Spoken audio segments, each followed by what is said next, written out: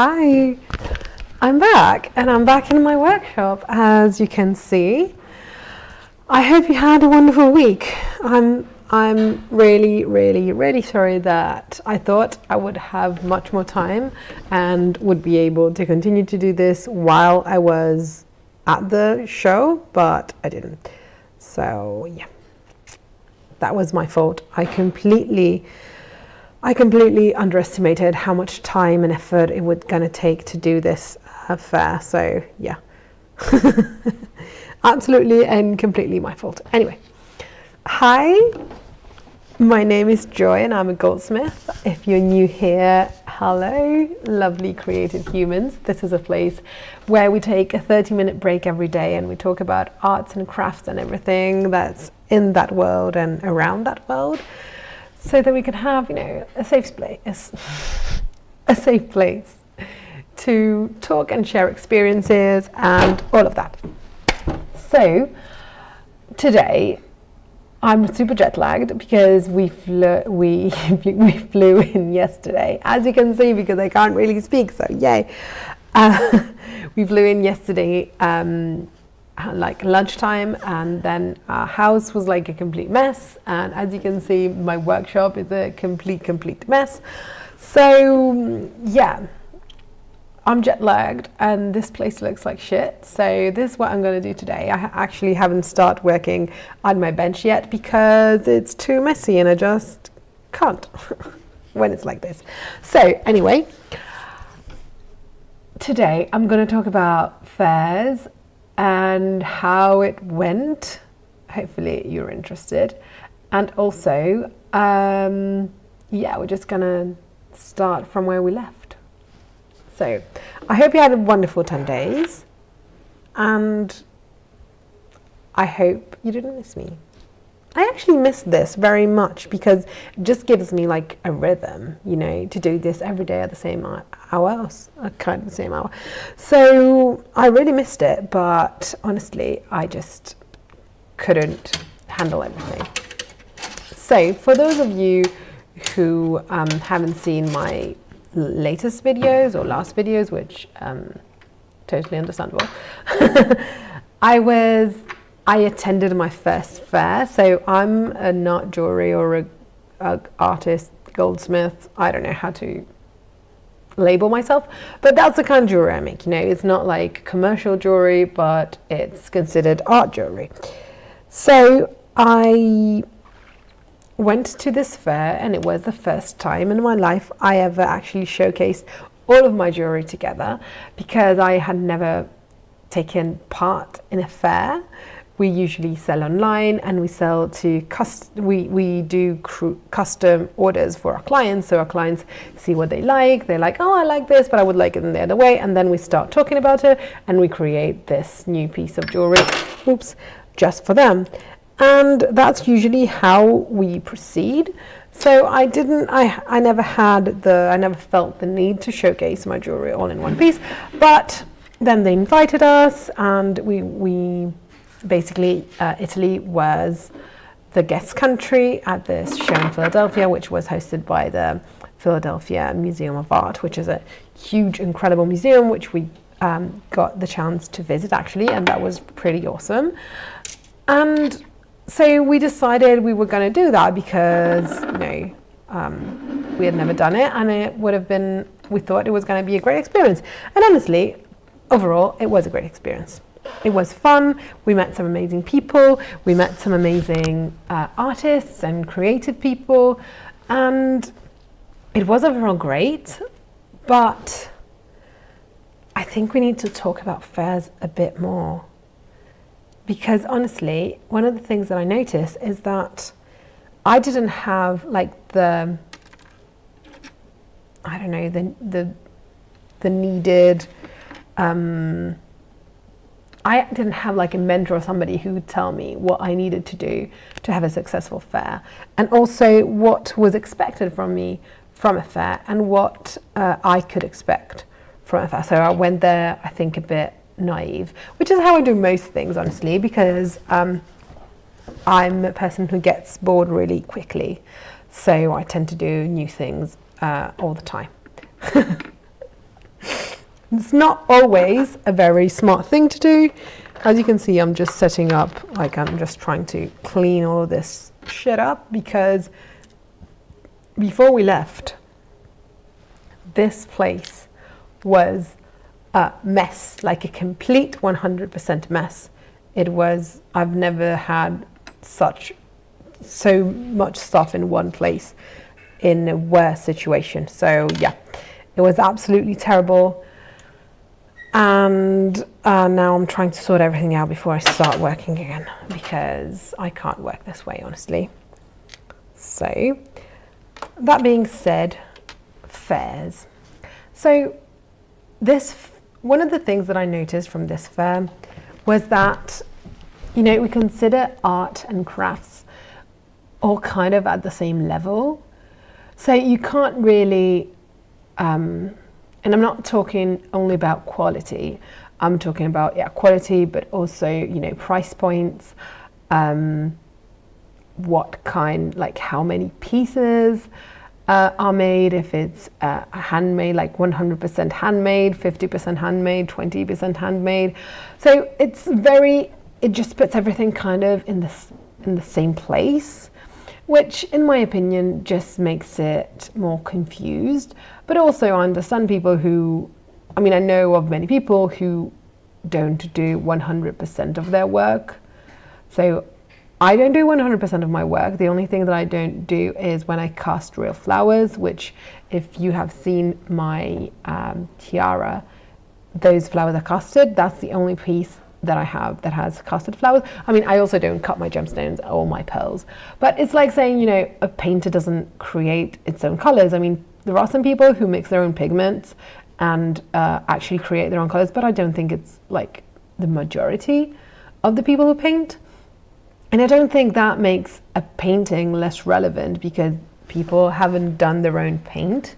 So, it's just very difficult to draw a line because there must be a line somewhere. Because there are people who just buy jewelry online and then just put it together with pliers and say that that's handmade. And I'm sorry, but that's just not handmade. But on the other hand side, you can buy bits and put them together in a creative way, and that has a creative value to it. It's just not handmade, in my personal opinion. So there is, I think this is a problem, and it's an issue that we should, address as creatives and understand what maybe all of us have kind of different solutions and ways of addressing this problem. But I think it's a problem that we need to discuss and talk about, because one of the things that I noticed at the fair was that it was kind of confusing. There were some things that were absolutely, 100% handmade. Like, for example, when you talk about ceramics, most of them were completely handmade, from start to finish, because that's what ceramists do. That's just how it works in ceramics, I think. I don't know a lot about ceramics, so if I'm wrong, please tell me.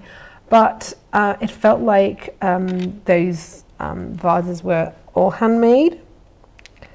So it felt like that was, kind of coherent. Well, some of the things, you can't consider, in my opinion, in the same way prints and paintings. So paintings have a different effort, different time, and they are usually one of a kind. While prints, the original print is obviously a one of a kind, but then you have all the other prints. They can be numbered, they can be, hundreds, they can be thousands, but they do have, we give them a different value compared to the original painting or whatever kind of, it depends on how, what medium you use to print, but whatever kind of print it was, the fact that it's a print is going to be less valuable than a painting. It usually is. So I think we kind of need the same idea for crafts, and I didn't see that at the fair, which was a bit, confusing and also disappointing, because you want to, I think it would be good to have fairs where people who enter know what they're gonna experience there. And I think that's really important, because otherwise we're putting together things that are not really,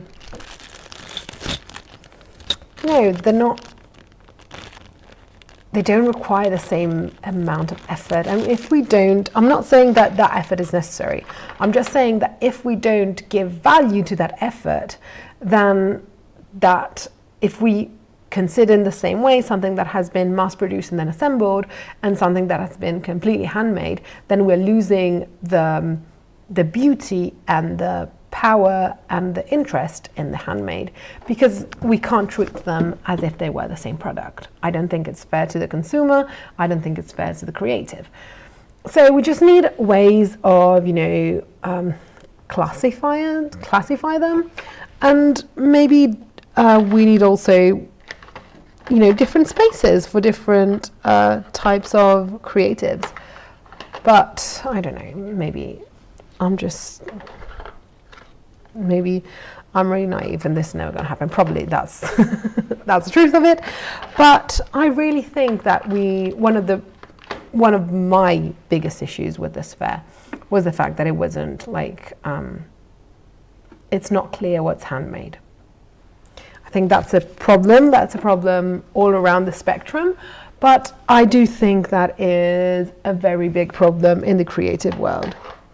Because, it's the same thing with AI. We can talk about AI all day long and talk about why it can be problematic for creatives and all of that. But, why is mass produced different? How is mass produced any different from AI? Because honestly, creating my jewelry is not only thinking about my jewelry, it's also making it. So both parts are relevant to the creation of that piece. So they should be considered, I think, equally. While at the moment, I think it's considered, the idea over the manufacturing. Or if the manufacturing could be, it's not unique.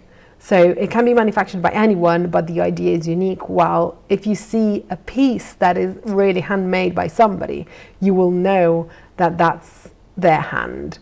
It's not somebody else's hand. And it's one of the things I actually love about my jewelry. You can see my hand. My hand's not perfect. My hand has certain kind of things that come through it. And you can see it through my designs, yes, but you can also see it in my hand, in the way I bend. If I bend flowers, they're going to come out. If I bend petals or any kind of metal, it's going to come out slightly different than if somebody else does it. And I think that's super important. So I'm really sorry that we're not, embracing that more. So that being said, the fair was nice. The place, I was expecting a bit more maybe from the place, because it's a convention center, so it's not very personal. So yeah, I hoped the place was slightly more beautiful. Honestly, I did a 5-minute live while I was there. If you haven't seen it and you're curious, you can also always check it out. Also, you can just Google the PMA craft show and you'll see what it looks like. We met amazing people. We sold some things, but not how much we would have liked to, honestly. And I think it was overall not the right place for us specifically. Nobody cared about the fact that we love our supply chain and we really care about supply chain. Nobody cared about that, and that made me kind of sad. It's not true. It's not that nobody cared, but no one who could actually afford our jewelry cared, and that's a big issue for me, because if even people who can afford it don't care about it, and people who do care about it can't afford it, where do I position myself? That's a me problem. That's not a you problem. But I just wanted to share, because maybe you have the same issue with that, the same problem. Maybe you have found better solutions than I have. So I had some chats with some amazing people. I talked about, politics and immigration and things that are important to me, like Fairmont. There was actually one of the B Corps. There was a lady that worked at B Corp, so we talked about B Corps for a while. That was super fun. I love that. So I'm trying to set these apart. So there were many like positives, but I think there were also some negatives, and some of them were the fact that people were really interested, and I love that, but also they didn't get into the craft show knowing what to expect, and not necessarily in a good way, in my opinion. I'm gonna just not this. I need something really strong to clean all the stuff that I use to actually clean my jewelry. It's called a polishing compound, and it's quite greasy, so I need to use things that like to clean. This is not